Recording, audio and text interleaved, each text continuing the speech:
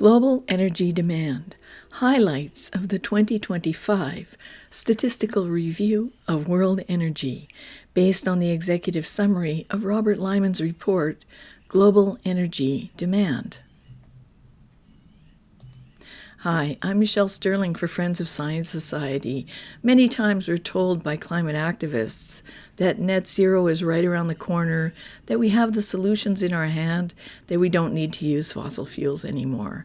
I'd like to give you the highlights of the recent Statistical Review of World Energy, which was summarized by Robert Lyman in a report that's posted on our blog called Global Energy Demand.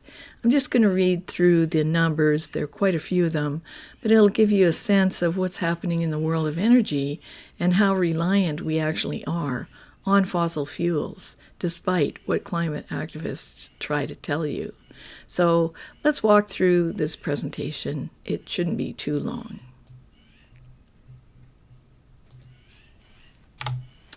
Global Energy Demand. On June 26, 2025, the Energy Institute published the latest version of the Statistical Review of World Energy. It includes data up to the end of 2024. This article covers the highlights of the review from the perspective of climate policy and economics. Units of measure. The units of measure are very big, so let's just get a sense of what we're going to be talking about. In 2024, the world used 592 exajoules of energy. What's an exajoule? Well, it's a quantity of energy equal to 239 petacalories, or 947.8 trillion British thermal units, or 277.8 terawatt hours, or 23.88 million tons of oil equivalent, or 34.12 million tons of coal equivalent.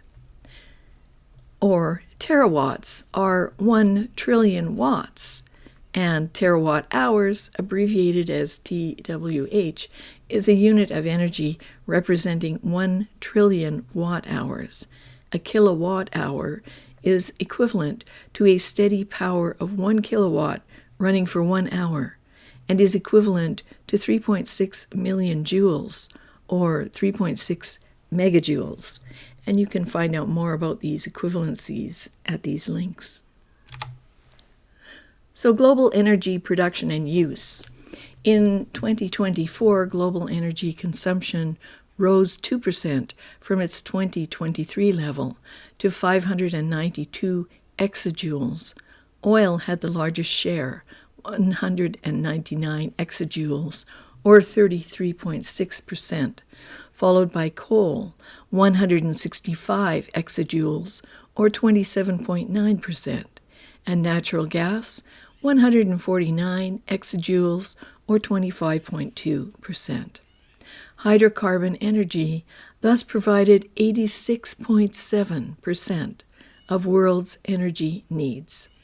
Nuclear energy provided 31 exajoules, or 5.2%, hydroelectricity 16 exajoules, 2.7%, and other renewables provided 33 exajoules, or 5.6%.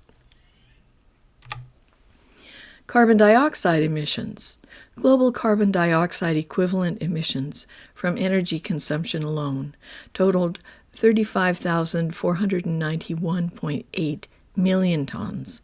OECD emissions were 11,072 million tons CO2 equivalent, and non-OECD emissions were 24,420 million tons CO2 equivalent.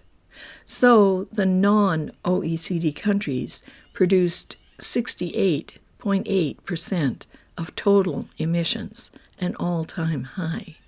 China alone produced 11,173 million tons CO2 equivalent, or 31.5% of the world's total. The US produced 13%, Europe 9.9%, and Canada 1.5%. Oil production. Global crude oil and condensate production in 2024 totaled 82,788,000 barrels per day. Of that amount, OPEC countries produced 28,856,000 barrels per day, or 35%, and non-OPEC countries produced 53,933,000 barrels per day, or 65%. The United States was the largest producer, with 16% of the total. Canada produced 6.2%. Oil and natural gas liquids consumption. Global liquids consumption in 2024 was 104.7 million barrels per day, by far the all-time high. Consumption in the OECD countries was 46.7 million barrels per day, while that in the non-OECD countries was 58 million barrels per day. Total liquids consumption increased from 93.7 million barrels per day in 2014 to 104.7 million barrels per day in 2024, an increase of 11 million barrels per day, or almost 12%. In other words, liquids consumption grew over the period at an annual average rate of over 1 million barrels per day, in spite of the significant reduction in demand and economic activity during and after the pandemic. Natural gas consumption. Global natural gas consumption totaled 4,127.8 billion cubic meters in 2024, an increase of 2.5% over 2023. The OECD countries consumed 1,783.9 billion cubic meters, or 43% of the total, and the non-OECD countries accounted for 2,344 billion cubic meters, or 56.8%. Coal production and consumption. Global coal production grew by 0.8% from 2023 to 2024, reaching 182.23 exajoules. Contrary to the general impression left by media accounts, coal production has increased from 165 exajoules in 2014 to 182 exajoules in 2024. The geographic pattern of coal production is quite different from that of other energy sources. 80.3% of coal production takes place in the Asia-Pacific region, and 52% in China alone. The geographic concentration of coal consumption is even more pronounced than that of its production. 83.4% occurs in the Asia-Pacific region, and 56% in China. Electricity. Global electricity generation grew from 24,073.3 terawatts hours in 2014 to 31,255.9 terawatt hours in 2024, an increase of 7,182.6 terawatt hours, or 29.8%. Generation in the OECD countries was 11,449.7 terawatt hours in 2024 and 19,806.2 terawatt hours in the non-OECD countries. China has by far the highest generation, with 10,086.9 terawatt hours, or 32.3% of the world's total. Then 34% of electricity generation is based on coal, 23% on natural gas, 17% on renewables, 14% on hydro, and 9% on on nuclear energy. And Robert Lyman put together a couple of tables here. I won't read them all, but it gives you the detail on the generation by fuel and by source. Far from 100% renewable world. In the absence of data on primary energy consumption, the review simply states that renewable energy constitutes 5.6% of the total. Given the prominence of climate activists' claims that the world needs to rely almost exclusively on these energy sources, one might have expected more details, if not an acknowledgement that the world is a long, long way from that goal. And you can see here that renewables includes wind, solar, and other, such as biomass and geothermal. That's a very small portion of a big pie. Nuclear energy.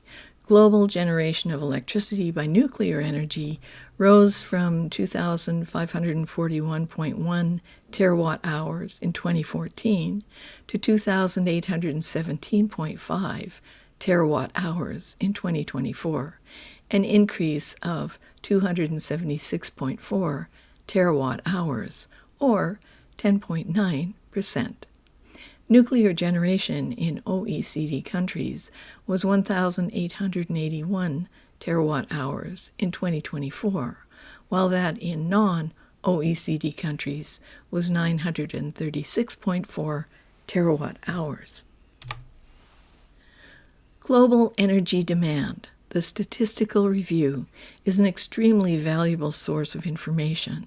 It allows comparisons of energy sources and uses over time and across countries, and thus allows analysts, as well as the general reader, to look beyond the generalizations that often characterize the public discourse about energy and related environmental issues.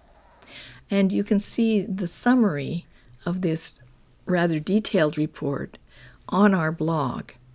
So it's under Global Energy Demand and was put together by Robert Lyman.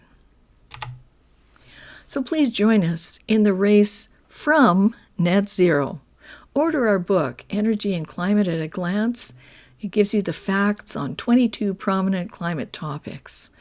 And you'll find out whether or not we should wager our national treasure or not. We're very pleased with this book. It's very popular. Lots of people are buying more than one copy and giving it to their friends or other people that they think should know these facts. So you can order it on our website at www.friendsofscience.org. And you can also call into our office if you want, or send an email. Better to order online if you can. We're always happy to hear from you. If you have comments about this video or about the report, please post them down below. We'd love to have you share this with people, because we're still being told that net zero is just around the corner and it's going to be easy to do. And you can see from these numbers that's simply not true. So thanks for watching. I'm Michelle Sterling for Friends of Science Society.